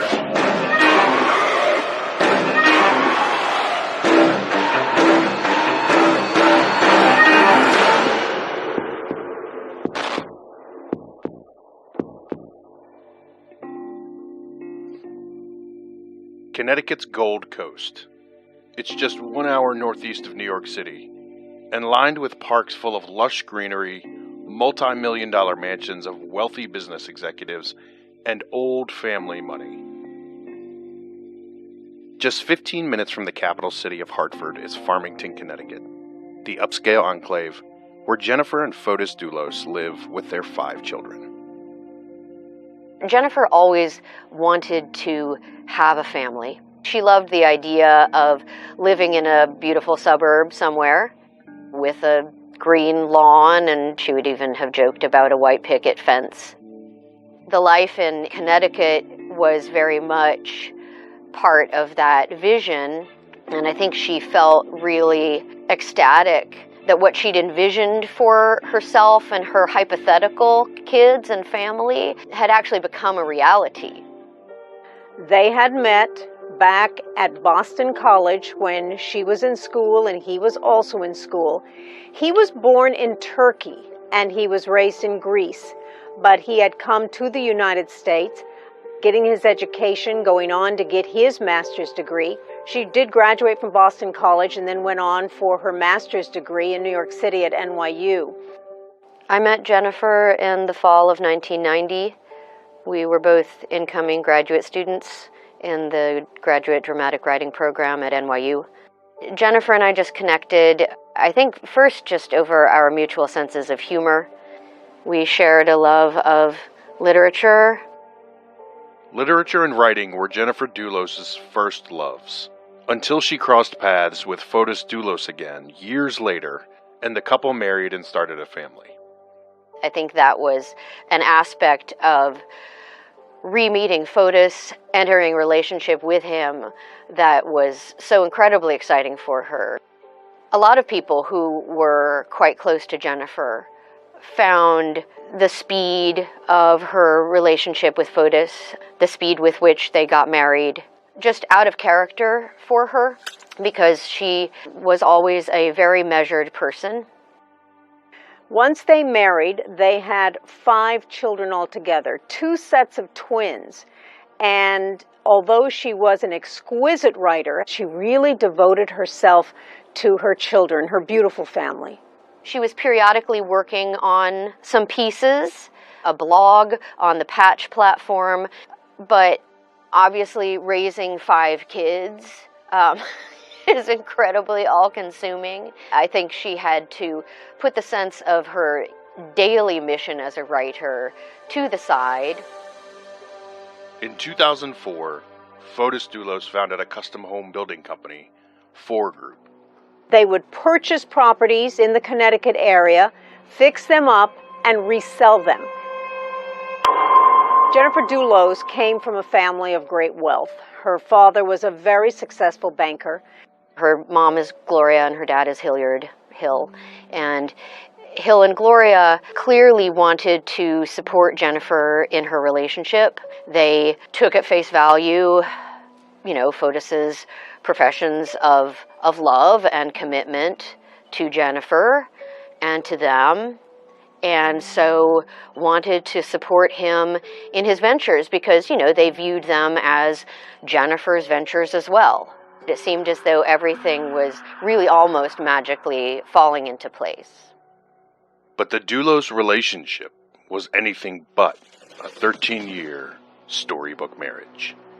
I think that there was always an unhealthy dynamic at play in their relationship where he was the one in control. And because Jennifer was resilient and also very concerned with maintaining a low conflict, pleasant environment for her kids, that she ended up bearing the brunt of whatever it was he needed to get off his chest. She learned how to think around corners and how to walk on eggshells. That said, I think the fear is always there because sometimes you can't predict what's going to set somebody off. Fotis Doulos spent years as a competitive professional water skier and placed several of their children in the sport as well. He eventually met another competitive skier, a single mom named Michelle Troconis. Michelle Troconis was from South America. She had graduated from the university in Venezuela, and then she had gone on to be an entrepreneur herself. She had a daughter from a prior relationship, but she ultimately came to the United States and on the East Coast. They met at an event in the Miami area where the kids were going water skiing, and Michelle was either also competing or she was officiating. Jennifer Doulos finds out Fotis Doulos and Michelle Troconis have begun an affair. I think that she may have intuited that his emotional energies were being directed elsewhere. According to not only Michelle, but her entire family, the members that lived in Miami who also met him, he told them that he was going through a divorce and that it was amicable. I guess officially Jennifer learned about the long-time affair in March of 2017, and then about a month later she got some more details, and for her that kind of betrayal certainly was a deal breaker. Jennifer proposed that they separate and that they get a divorce, and Fotis did not want to agree to that. That's when she knew that she had to develop a safe plan, because it was clear to her that he was not receptive to a sort of mutually agreed upon plan to separate and divorce. He was not going to agree to that. Jennifer secretly moved out with the children. She specifically chose New Canaan so that she wasn't taking the kids out of state. There was a time when the children were going back and forth between Farmington and New Canaan, and at some point, Fotis invited Michelle to move up with her daughter. The estranged couple begin a lengthy court battle and a fight for custody of their children, which reveal allegations by Jennifer Doulos of abuse. A story of emotional abuse, a story of fear, a story of abuse toward the children emotionally. There were a few different instances of Fotis's acting in ways that really frightened Jennifer. Also, in this period of a couple months, he acquired a gun. Jennifer and Fotis had discussed before they ever had children that they were never going to have a gun in the household. In court documents, Jennifer alleged she's afraid of her estranged husband, scared that divorcing him will enrage him, and cause him to, quote, harm me in some way. I can say confidently that we were all very frightened on her behalf and on behalf of the kids. Fotis had threatened a few times to leave her and take the kids. Fotis Doulos filed court motions of his own in which he denied the allegations of abuse, threats, or that he bought an illegal handgun. He also accused Jennifer of taking the kids and leaving the family home without warning. I can certainly say that in no way did he try to make this amicable. He was obstructionist every step of the way. It's a 2-year court battle, and Jennifer ultimately retains sole physical custody of their children, ages 8 to 13. Fotis disregarded court orders from the get-go, and that's why he lost custody of the children. I just want to say that I love my children. I miss them. I think about them all the time. That's all. He was not allowed even supervised visitation for more than a year, and that was all through his own behavior. But in May of 2019, everything changes. It was to be a seemingly normal day for Jennifer Dulos. As a very devoted mother, priority were her children, and so she took them to school in the morning. It was about 8 o'clock. And from that point on, she was going to come to New York City for some doctor's appointments. She never made it to those doctor's appointments. It was highly out of order for her not to be in contact with just certain people in her life, and specifically her kids, and she missed appointments out of the area, and she was just not able to be connected with. On May 24th, I received a text from Jennifer's babysitter, Lauren, asking whether I had heard from Jennifer that day. And I hadn't, but just even the tone of Lauren's outreach gave me the feeling that something was wrong. So immediately I texted both numbers I had of Jennifer's. She had 2 phones. And I didn't hear back from her. I left her messages. I didn't hear back. And I, now know that at the same time there were at least 4 of us trying to reach her, and nobody could. Right around 7 p.m. that evening, we got a call our dispatch center about some concerns people acquainted with her had about her not being available or able to connect with her. Subsequently, we started an investigation. We dispatched our patrol officers. They went to her house. At some point, as they were digging in and looking around, trying to find evidence that she might be there or where she might have gone, they saw some things in the garage. The investigator highlighted in that when he arrived that were very suspicious. Authorities put out a statewide alert.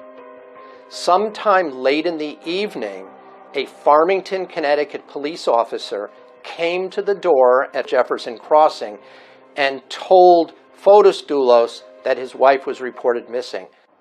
Back at Jennifer's home, police find evidence that the mother of 5's disappearance could be more than just a missing persons case. They went into the garage and they were shocked at what they found. And just 3 miles from her home, police make another shocking discovery. I think all the investigators realized that was a critical part of the investigation.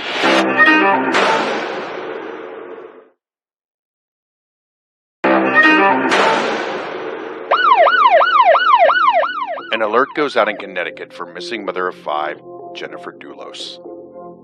Police search her New Canaan home. There's a 3-bay garage. The left bay was empty, and we learned later that's where typically Jennifer would park her car. The middle bay, a Range Rover was parked there, and the other bay just had storage and some other things in it. They went into the garage and they were shocked at what they found, because they found a substance on the floor of that garage that they believed was blood. I actually responded to the scene. I saw the same things they did, and it was evidence of some kind of cleanup in the garage. There was some splatter on the vehicle, which was suspicious, and some other little indicators in the garage that kind of raised everybody's awareness, led me to believe that we had something significantly more than merely a missing person. Just 3 miles from Jennifer's New Canaan home, police make another key discovery in their search. Not only was Jennifer Dulos missing, but her vehicle, her 2017 black Chevy Suburban that she had taken her children to school in on that very morning, was missing. They found it about an hour after she was reported missing near one of our large parks called Waveney Park. It was parked on a road that parallels the park. It had been abandoned. There appeared to be what they thought was blood in and on that vehicle. It was found in a condition where the gear shift lever was in reverse and some lights were left on in the vehicle, which seemed unusual. It seemed like whoever was driving the vehicle was in a hurry and wasn't as careful or thoughtful as normally someone is when they park their vehicle. Law enforcement find blood evidence at Jennifer's home and her missing Chevy Suburban. But the question remains, where is Jennifer? I think those all culminated to the point where everybody realized that she was truly missing, and that's why that kind of elevated to a criminal investigation. The fact that Lauren wasn't able to reach her, and then as we quickly learned that she had missed 2 doctor's appointments, was completely out of character. That was more than enough information that something had gone terribly wrong.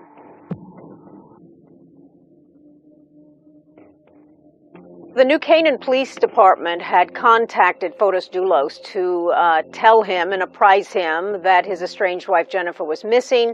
They asked him to come down to the police station. So he did. Given the facts and circumstances of what we started determining early on, I'd say he was at the top of the list of a person that needed to be vetted. He went to the New Canaan Police Department along with his attorney, and he had his cell phone with him. He agreed to come early in the morning on the 25th, was late several hours, ultimately showed up with an attorney. At some point of the interaction became uncooperative. His attorney said that Mr. Doulos would not be helping them at all in their missing persons investigation. He would not be giving a statement. So almost as soon as he and his attorney arrived, they left the police department. And from every document that has come out from the investigation, Fotis Doulos never helped the investigation as to what happened to his missing wife. He just didn't give us the level of cooperativeness that you would expect. But he did give police one great gift. They asked him if they could have his cell phone, and he said yes. And then they asked him for the password to get into it, and he actually did give it to them. In this case, it was seized because it was certainly evidentiary, and then subsequently a search warrant was signed off by a judge. That allowed us to search the phone.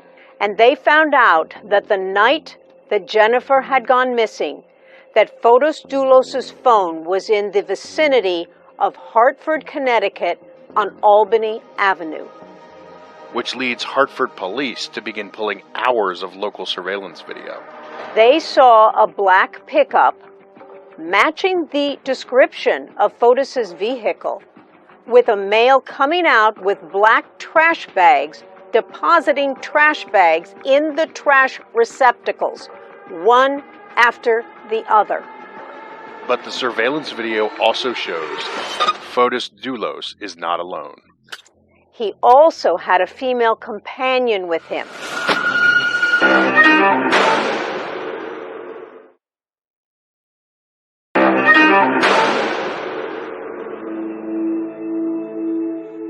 Residents of Connecticut's wealthy towns, New Canaan and Farmington, are stunned at the news a mother of 5 has gone missing. It was highly out of order for her not to be in contact with certain people in her life, and specifically her kids. According to court documents, residential security cameras have captured Jennifer's Chevy Suburban heading eastbound towards her home after dropping off her children, ages 8 to 13, at school.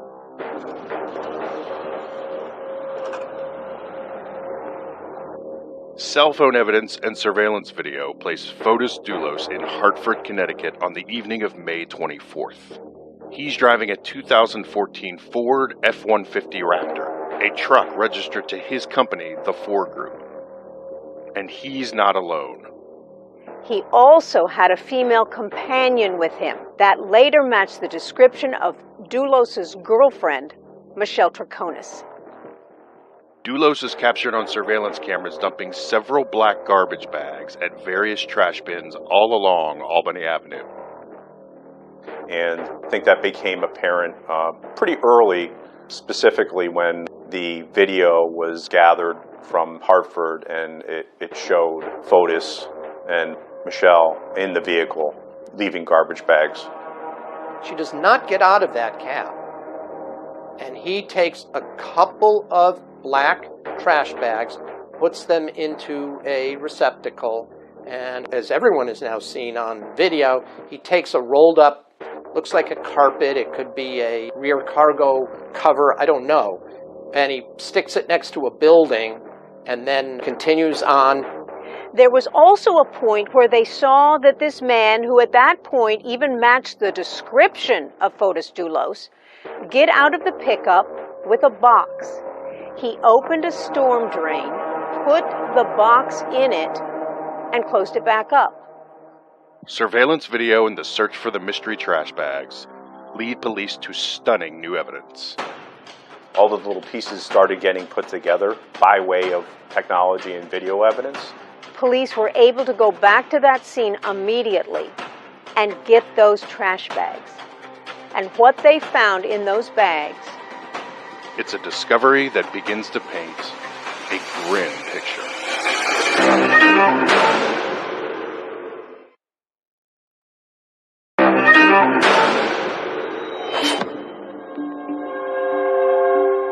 A normal day of morning school drop-off and doctor's appointments becomes anything but routine when mother of five Jennifer Doulos vanishes. Very quickly, we all knew that something was terribly wrong. Once the major crime squad arrived, they started processing and analyzing what was there at the house, and that ultimately culminated into a long, complex investigation. Surveillance video and dumpster searches provide key leads to investigators. Police were able to go back to that scene immediately and get those trash bags. And what they found in those bags: clothes, a sponge. According to a police affidavit, detectives also find plastic zip ties, undergarments, household items, trash, and a suspicious substance. But more than anything, they found what they believed was blood. It was forensically examined. It was determined to be the blood of Jennifer Doulos. And as far as that storm drain, they went into that storm drain. They found a FedEx box. It was opened. There were 2 license plates in it that had been altered with tape. But they determined that those license plates had belonged to previous vehicles of Fotis Doulos.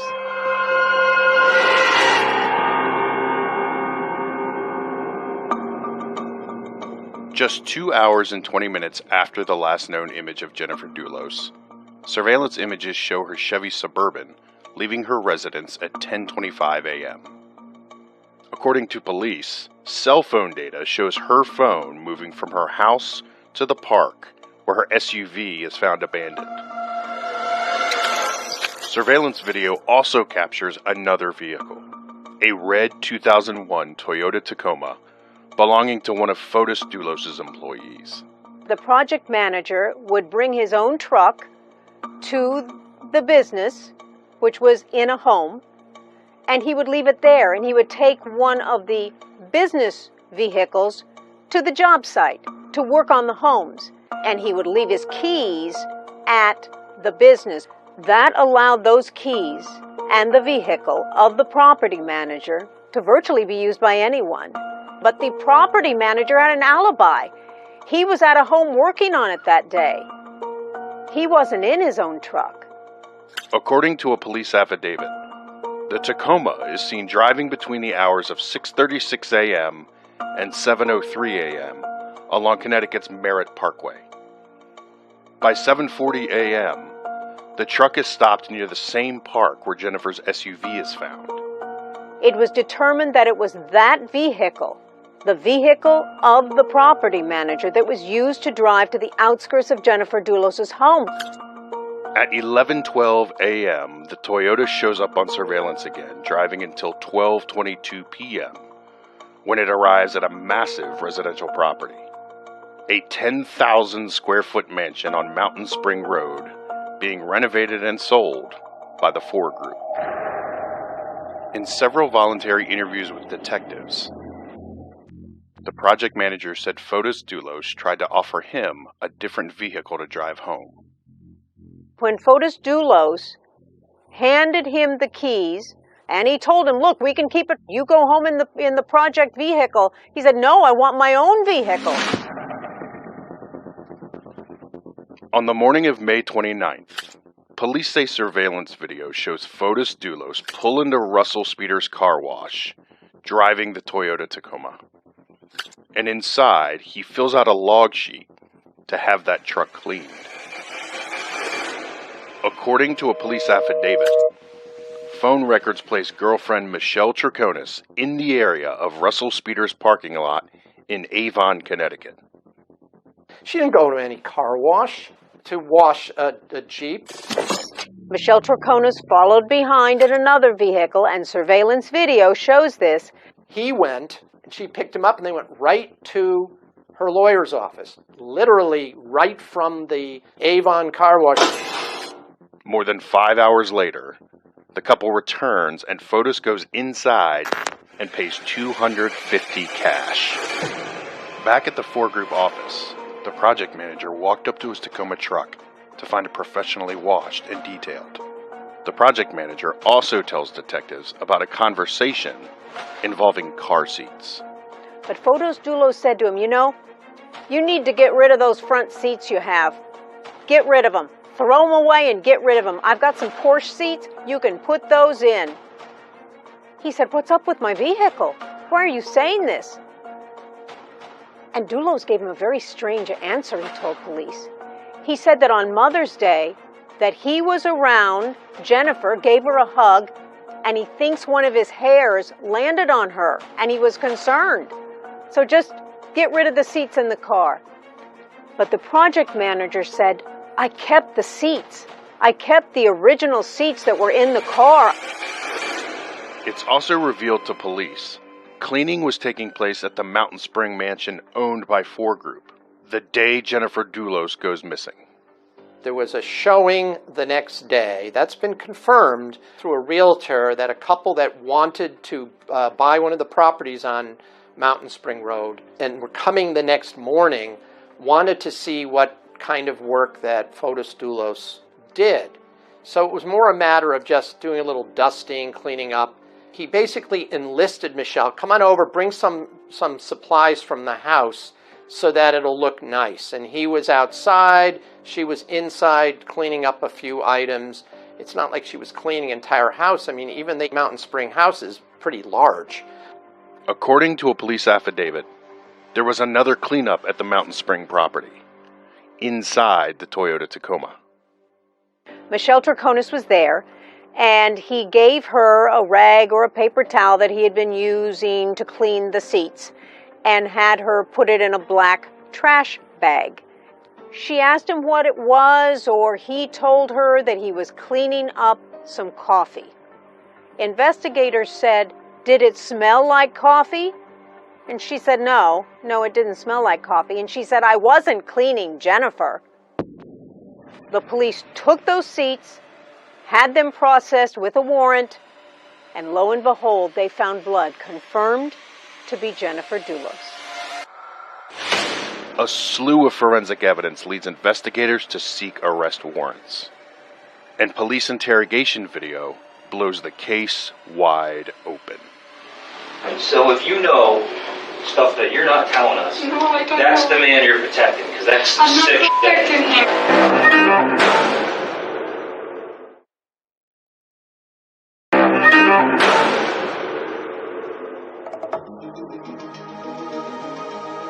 Just 8 days after Connecticut mother of 5 Jennifer Dulos goes missing, police arrest estranged husband Fotis Dulos and his girlfriend Michelle Troconis. Charged with tampering and hindering prosecution, they both pleaded not guilty. They arrested her late at night, drove her down to New Canaan when the allegation against her was that she was accused of helping to get rid of bags in Hartford. According to police, after several failed attempts to interview her, Michelle Troconis sits down with investigators while she's in custody. So she wasn't missing in action. She was not refusing to cooperate. She was told to have everything go through the lawyers, which is hopefully what anyone would do. And of course, when she was brought in by the police on the night of June 1st, she did cooperate with them Can I just cut to the chase here? Do you know where she is, and can you please tell us, or at least lead us in the right direction? I don't know, but And then we can worry about the other stuff later, because right now we need to find Jennifer. Okay, I don't know. Let me ask you a very simple question. What do you think happened to Jennifer Doulos? For what you said, you guys. Okay, what I know, and I've seen in the newspaper that she got in the garage. No. They're asking you for only your knowledge. Not what you read in the newspaper, not what you think the... Well, I think that she's still somewhere, I hope, hiding. Pero bueno, you guys said that you find blood. Police say Troconis' story changed in 3 separate interviews between June 2nd and August 13th, according to an arrest warrant application. Being honest with you, I'm having a real hard time believing that you don't know what's going on here. I didn't know what's going on, and up to now, I didn't see anything. There's aspects of language barrier here. At various times, it's pretty clear she doesn't understand words that are being tossed at her. At one point, she did ask for a Spanish interpreter, and she wasn't given one. The morning Jennifer Doulos goes missing, Troconis can't pin down Fotis Doulos' whereabouts, but explains how she ends up on surveillance video as Fotis Doulos dumps multiple trash bags. Michelle told the police, without question, that Fotis that late at the afternoon asked if she wanted to go to Starbucks. She's texting. She notes that they've gone about a mile or so past the Starbucks, and he says, I just have to take care of something here. And she asks, what are we doing here? He says, oh, that's all right. I just have to get rid of a few items here. She's in the cab of the truck. She does not get out of that cab. And he takes a couple of black trash bags, puts them into a receptacle. She thought it was leftover cleaning supplies contractor mess from the house that had just been completed and was being shown the next day. So from that perspective, it did not seem that odd to her. But she told the police about it. She told them about it. It was not a secret. Police also find what they describe as the alibi script at the couple's residence, a handwritten timeline. She had been told by the divorce lawyer for Doulos that she and Fotis Doulos needed to keep track of where they were on the date of May 24th because they were going to be asked about that. Police say the timelines are missing any mentions of trash being dumped in Hartford. As for the cleaning at the Mountain Spring Mansion and the Toyota Tacoma. So this is property that you and Fotis have bid on, but are you saying that you have no specific knowledge that Jennifer Doulos' body is in here? You don't know? I mean, I can tell you where we ride motor, but Let me I never ask saw Fotis. Why would Fotis be washing the Tacoma, do you think, if you have any idea? Obviously, all the evidence is because, and you showed me the picture of the blood in that door, it's because the body of Jennifer at some point was in there. Shortly after their arrests on tampering charges, Michelle Troconis and Fotis Doulos are released on bond. Michelle, where's Jennifer? Fotis, what happened to Jennifer? What were you doing in Hartford dumping off all that trash? By August of 2019, any hope of Jennifer being found alive has begun to fade. Police make a third arrest in the Jennifer Doulos investigation, and an emergency call will change the case forever.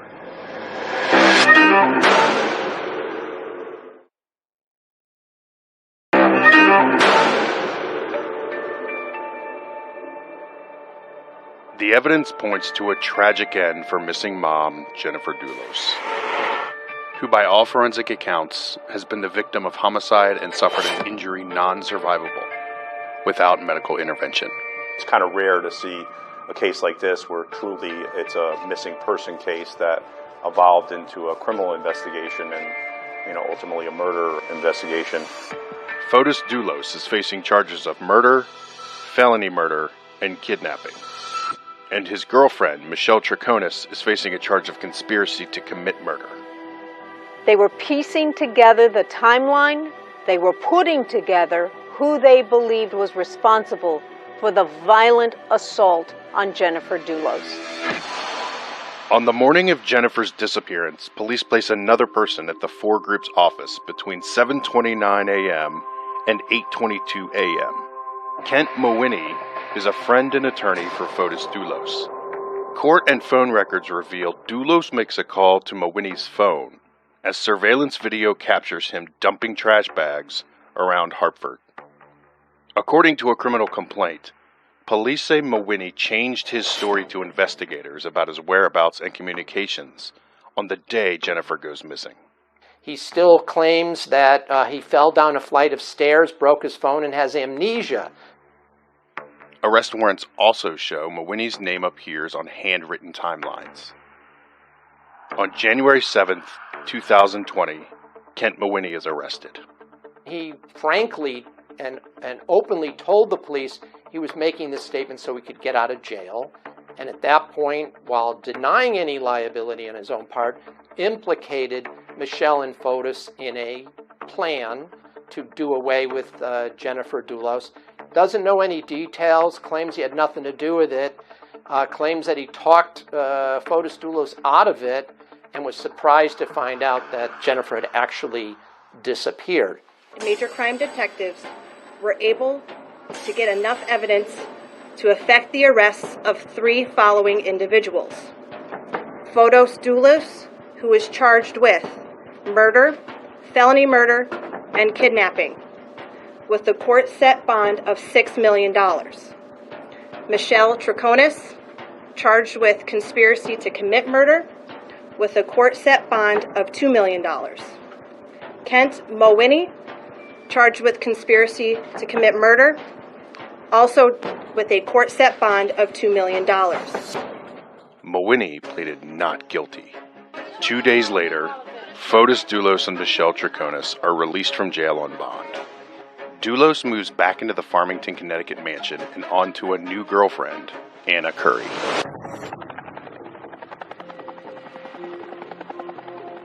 There was actually a court hearing, and he was supposed to be there. Just hours from potentially having his $6 million bond revoked on a violation order, EMTs and Farmington police received an emergency call. They rushed to Dulos' home to find him unconscious in his SUV. I remember the helicopters started flying over the home, wondering what was going on, and all of a sudden, we hear that he is in cardiac arrest, that there is an issue with Fotis Dulos at his home in Connecticut.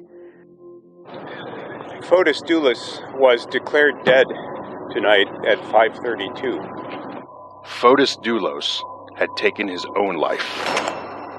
It was later found that Fotis Dulos had left a suicide note. And in that note, he said that he had nothing to do with the disappearance of his wife. In the note, released by his attorney, Dulos wrote Michelle Troconis had nothing to do with Jennifer's disappearance. He also said, quote, "The state will not rest until I rot in jail."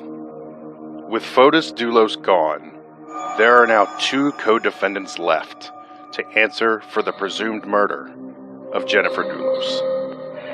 Michelle Troconis is now awaiting trial, and she has several charges, including conspiracy to commit murder.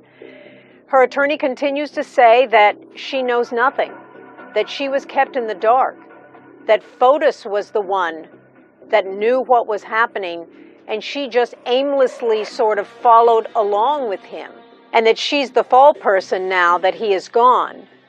When someone is left holding the bag, it means that the person they want is gone, and there is the person standing there they didn't really want, but that's all they have right now. I think everybody should realize, there's lots of victims in this case, and Jennifer's loved ones, her children, her family members, and they're all grieving.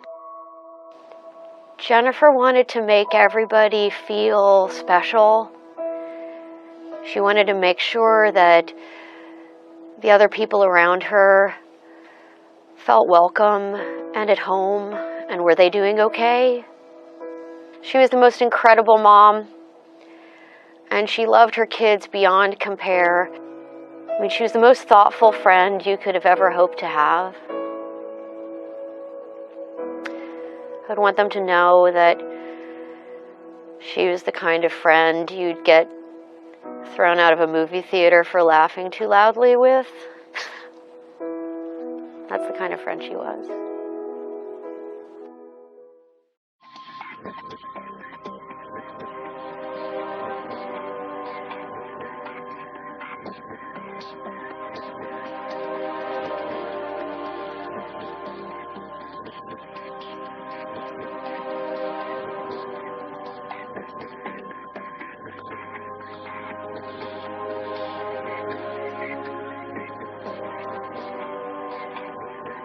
There won't ever be any true justice for Jennifer because she's not here.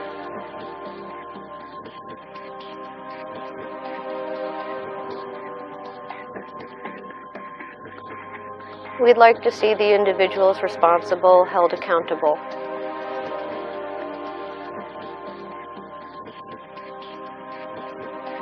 I think in a larger sense, she's not here to see her kids grow up. And I think that's the biggest injustice of all. No one's going to give up hope, and we'll continue searching to finding Jennifer's body so we can give some kind of closure to her family.